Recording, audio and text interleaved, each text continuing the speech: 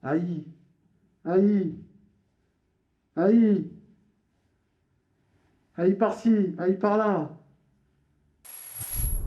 L'AI rafle toutes les mises, gagne tous les Oscars. Et même le ballon d'or. Le chat qui a tout pété est partout. Allons-nous perdre notre job? Fini l'entrepreneuriat, restez à l'usine avec des robots. Est-ce que Terminator va faire nos futures maquettes?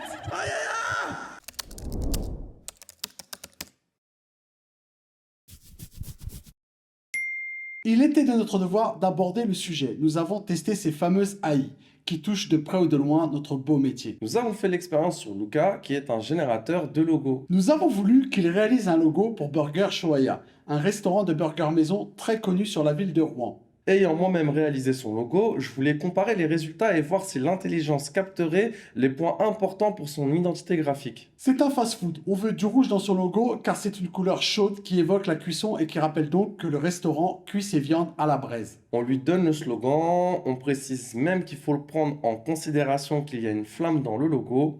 Je vous laisse constater le résultat. Le code couleur n'est pas respecté. Les typos utilisés ne correspondent pas au fast-food. Il y a des icônes qui n'ont aucun rapport avec son activité. Bref, pour le coup, c'est une catastrophe. On ne dit pas que c'est inutile pour tous les logos, mais on en conclut que ça reste qu'un outil et comme tous les outils, le plus important reste les connaissances. Si vous maîtrisez bien un domaine, que vous connaissez bien les règles de marketing, alors peut-être que vous saurez profiter des outils proposés par l'AI. Mais si vous faites des choses au hasard sans rien maîtriser, alors il en sortira des résultats tels que ces logos qui n'auraient sûrement pas contribué à la réussite de cette référence dans Rouen qui est Burger Choya, et qui d'ailleurs, entre parenthèses, compte 4 ouvertures actuellement dans l'agglomération rouennaise. Ensuite, on a testé bien évidemment Midjourney, Je qui vous mets génère sur des pause, images. je floute tout ça et je vous présente la boussole. N'oubliez pas de la télécharger, le lien est dans la description. Ciao l'équipe, bonne vidéo. Ensuite, on a testé bien évidemment Midjourney, qui génère des images avant que vous n'ayez cligné de l'œil. Pas toujours, mais c'est très rapide. Nous l'avons donc testé sur notre niche. On lui a demandé de réaliser des images de burgers. Voici le résultat ici. Franchement, c'est pas mal, mais il y a un mais. Est-ce que c'est exploitable? Pas sûr. À quoi ça sert d'avoir une belle image de burger si ça ne représente pas les burgers que l'on commercialise dans la vraie vie? Au niveau de notre niche, nous avons trouvé que les images manquaient de réalisme. D'un point de vue artistique, Midjourney reste un outil qui sort quand même de super trucs. Mais nous, en tant que graphistes, on essaye plutôt de voir le côté commercial. Autre question qui reste en suspens, les droits d'auteur. Pour l'instant, nous n'avons pas encore assez de recul, mais il commence à y avoir des plaintes. Il paraît que... Cela ne nous regarde pas. Ce qui nous a interpellés, c'est que les propositions se font donc publiquement sur Discord. Et vous pouvez au passage piquer l'image de quelqu'un.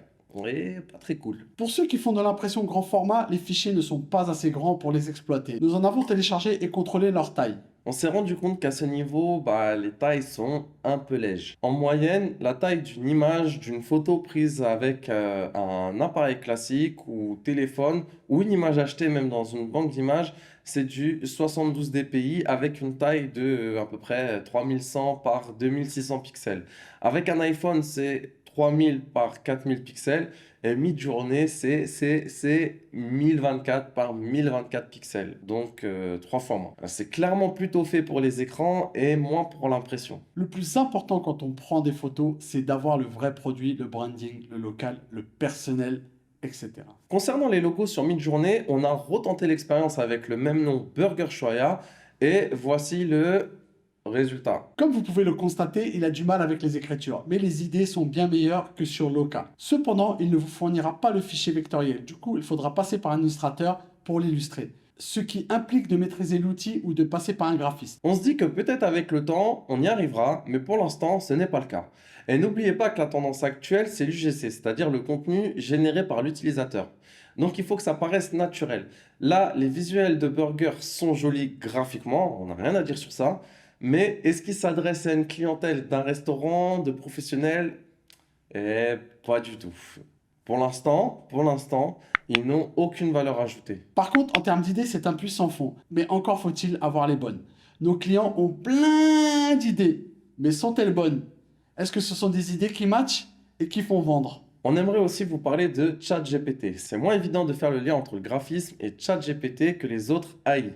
Mais pourtant, cet outil est très utile pour rédiger du texte, chercher des informations, trouver des idées, répondre aux mails et créer du contenu pour des posts, blogs ou autres. Et on vous laisse voir avec les copywriters ce qu'ils en pensent. Il risque, comme tous les nouveaux outils d'ailleurs, d'y avoir une surexploitation, qui aura pour résultat un grand n'importe quoi. Tout le monde pourra s'improviser graphiste, mais ce n'est pas pour autant que tout le monde le sera. Et d'autant plus que ça ne reste qu'un outil parmi les outils qu'avec le temps, il y en aura d'autres. Même avec les intelligences artificielles, il y a des règles de base en graphisme à connaître. Comme par exemple la symbolique des typos, des formes, des couleurs, etc. En tout cas, une chose est sûre, ça reste quand même un outil impressionnant. Mais un outil, c'est fait pour être exploité et non pour nous menacer. Les intelligences artificielles vont avec le temps apporter des opportunités. Pour le moment, celles qui concernent le graphisme font de très beaux visuels pour des artistes, mais ce n'est pas encore fonctionnel pour réaliser des prestations commerciales. Et vous, dites-nous en commentaire ce que vous pensez des intelligences artificielles. Est-ce que vous vous sentez menacé dans votre métier de graphiste ou pas du tout? Et pourquoi? Ah. Oh là là. Ah, c'était qu'un cauchemar. Ok l'équipe, n'oubliez pas de vous abonner, ça fait toujours plaisir. Et si vous souhaitez recevoir nos prochaines vidéos, cliquez sur la cloche.